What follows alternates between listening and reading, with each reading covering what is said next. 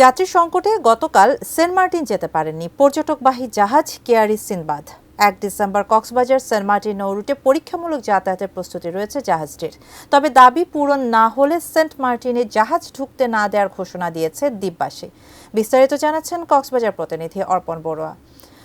অর্পণ, কি অবস্থা দেখতে পাচ্ছেন? গতকাল থেকে কিন্তু জাহাজ চলার কথা ছিল, এখন বলছে ১ তারিখ। প্রস্তুতি কেমন দেখতে পাচ্ছেন? ১ তারিখ থেকে কি জাহাজ চলাচলের সম্ভাবনা আছে? মালিক সমিতির সার্বিক প্রস্তুতি আমরা দেখতে পাচ্ছি, যদিও বিভিন্ন ট্রাভেল কোম্পানিগুলো তারা কিন্তু টিকিটও বিক্রি করা শুরু করেছে। আগামী ১ ডিসেম্বর থেকে শুধুমাত্র কেয়ারি সিন্দাবাদ নয়, এখানে এসে আমরা জানতে পারলাম কর্ণফুলী এক্সপ্রেস এবং ১২ আউলিয়া সহ এবং কেয়ারি সিন্দাবাদ সহ ৩টে জাহাজ আসলে তাদের শিডিউল দিয়েছে সেন্ট মার্টিন যাওয়ার জন্য। ইতিমধ্যে টিকিট বিক্রির কার্যক্রম শুরু হয়েছে। আমরা একটু কথা বলতে চাইবো হিলটন ট্যুরস এর কর্মকর্তাদের সাথে। তাদের কার্যালয়ে আমরা অবস্থান করছি এই মুহূর্তে। এখানে আসলে টিকিট বিক্রির যে কার্যক্রম সেটি চলমান রয়েছে। একটু জানতে চাই যে ৩টি জাহাজ তো তাদের টিকিট বিক্রির কার্যক্রম চালিয়ে যাচ্ছে। আপনি যদি জানাচ্ছেন কোন কোন টিকিট, কতটি টিকিট বিক্রি করতে পেরেছে?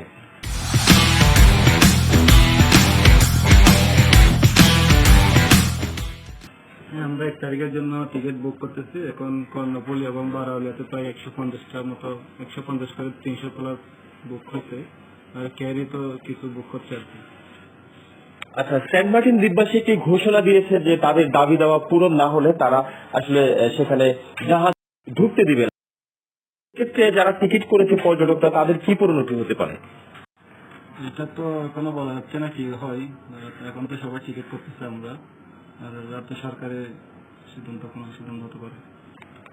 সরকারের সিদ্ধান্ত অনুযায়ী আগামী ১ ডিসেম্বর থেকেই কিন্তু সেন্ট মার্টিন এবং কক্সবাজার যে নৌরুট রয়েছে সেখানে জাহাজ চলাচল পূর্ব নির্ধারিত সময় অনুযায়ী শুরু হবে বলে আশা করা যাচ্ছে। তবে গতকাল থেকে আসলে সেন্ট মার্টিন দ্বীপের মানুষজন একটি দাবি দাওয়া নতুন করে উত্থাপন করেছে। সেটি হচ্ছে তাদের যে আগে থেকেই যে আন্দোলনের যে দাবি দাওয়াগুলো ছিল সেন্ট মার্টিন সকলের জন্য উন্মুক্তকরণের দাবি, সেই দাবি যদি মেনে নেওয়া না হয় ১ ডিসেম্বর তারা সেন্ট মার্টিনে জাহাজ ঢুকতে দিবে না, সেই ধরনের একটি ঘোষণা দিয়েছে। এই মুহূর্তে আসলে এই ঘোষণার পর কিন্তু পর্যটকরাও সেন্ট মার্টিনের টিকিট কাটতে অনাগ্রহী হচ্ছে, যার কারণে এখনো পর্যন্ত কিন্তু যে হারে পর্যটকরা টিকিট কেটেছেন সেই তুলনামূলকভাবে অনেক কম বলা যায়।